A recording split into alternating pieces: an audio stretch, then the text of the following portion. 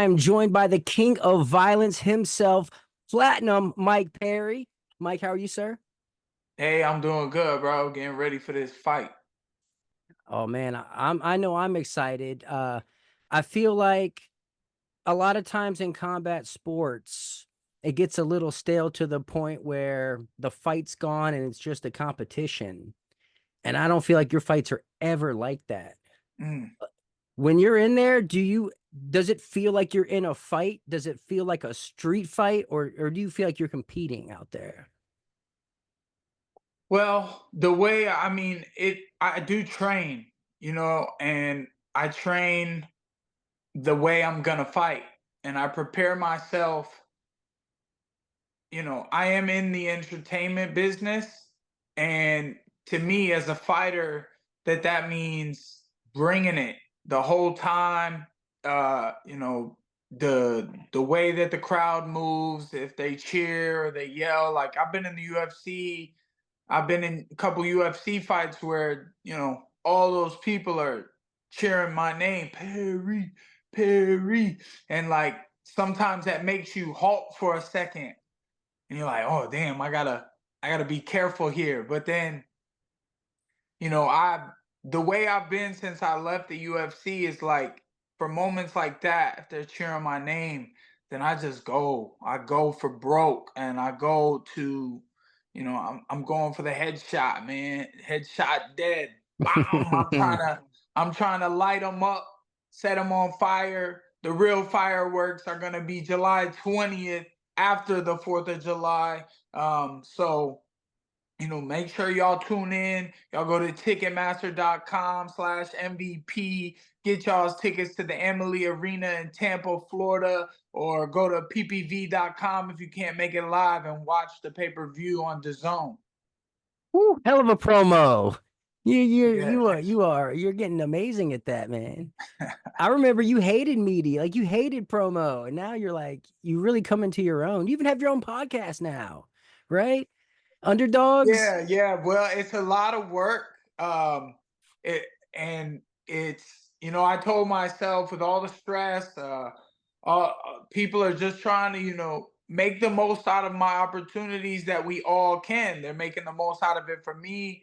I'm trying to make the most out of it and make the most out of it for them and help other media platforms as well. And we all grow together, and it takes a leader and leadership qualities, and I found myself you know be this leader, and I have lots of people looking up to me, and a lot of people counting on me, and I'm counting on myself. So this the intensity and all that stuff is just something I learned about just taking a breath and looking at it all and realizing that it's only a couple of steps, and you could jot it down and start to check them off the list easily if you just calm down and you focus on it. And then it's like when I'm in a fight, when I'm in training I go rambunctious, but when I'm in a fight, all that energy that I've built up through training is so conserved and focused and ready to. I let it out in little bursts. I tweak the lid and let it whistle, and then it comes out in explosions, and then I calm it back down. So it's all about control and just monetizing everything around you through your life. Oh, I love that. What a poetic way to say it too, man. I dig that. That's pretty cool. And Cheers, salute bro. to Mac Malley. That's my dude. Your co-host. Oh, okay. He's Shout a, out to Mac, bro. yeah, he's solid, man. That's a solid dude. He cut his hair, bro. Y'all was the long hair boys. Now he cut it Yeah, off. yeah, yeah. He'll grow it back Sure. though. He'll grow it back. I know he will. Uh, Um, yeah. so you're like you I think you are the perfect example of how the UFC is not the end all be all in combat sports, right? I mean, I think it's incredible how you really found your own lane, a lane that didn't really exist. Like it was there, but no one really capitalized on it like you did. Like that's such a blessing, right?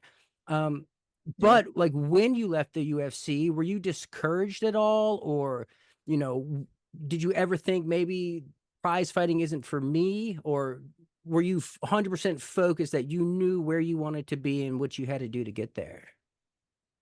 Well, like how you said that in the beginning there. I never thought that this wasn't for me. I've always thought that this is it for me. Like this is the only thing that I could be the best at. This is my skill and my talent. And really it comes from my ability to take a hit. It's like that's the biggest part of the game is like your ability to be able to get hit and make sure that you're still there to fire back at that guy and show him that, you know, you know what you're doing. And I've trained for years, and I was able to capitalize on that lane because others were afraid. Sometimes when you're in a rut, I always say like it gets worse before it gets better.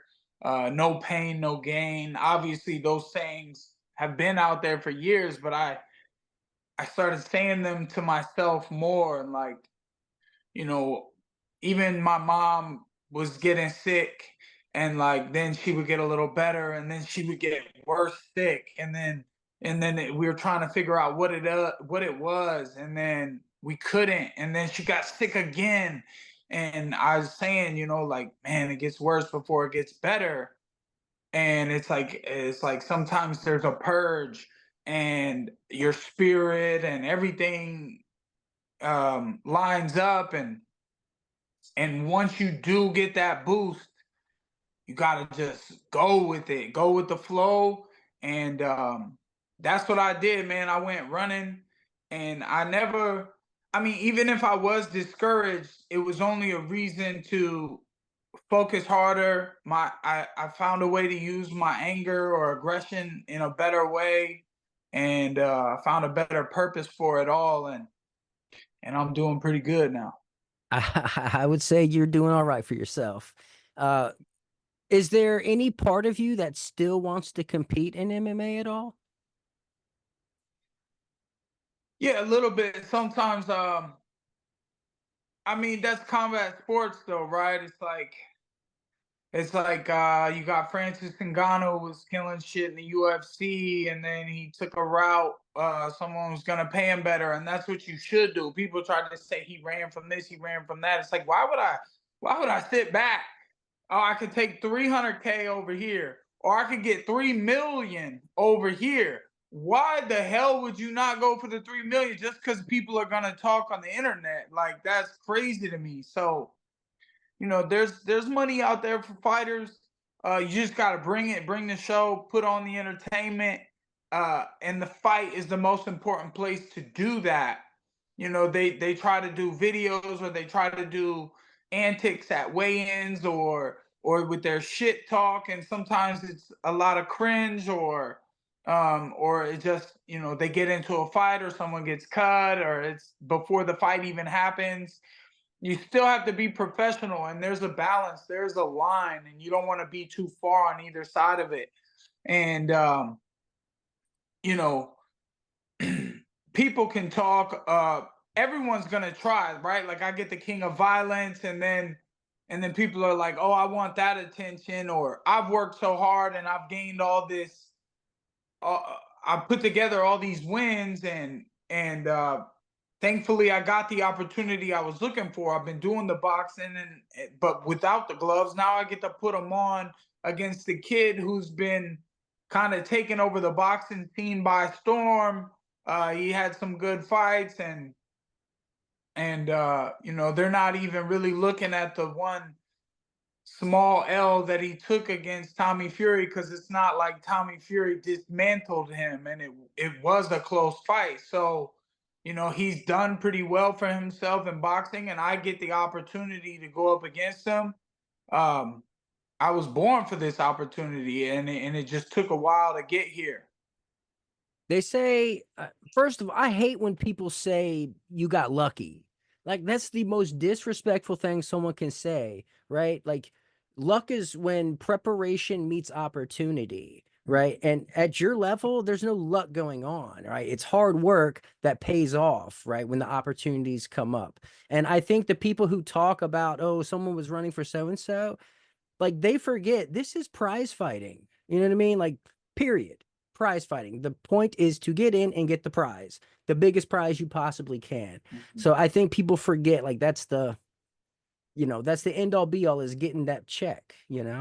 Got to make the most out of it. And So if sometimes, sorry, it's like some people, even some people that are close to you that you train with, it's like you see them maybe 3 days out of the week, and they might see you after you've done three other sessions, and you're training with them, and they're like, you know, they're looking at you some type of way, like they could take your spot, or like they could beat you, but they don't seem to understand that there's a time frame for everything, and rest is important, recovery is important, pace and things like that all go together. And if I've already trained 3 times, and what'd you do the last 2 days? If you didn't do nothing and you come in the gym fresh thinking you're going to give it everything you got, and I'm in there looking a little slower that day, is because I'm sore, but I don't got to explain myself to you, because at the end of the day,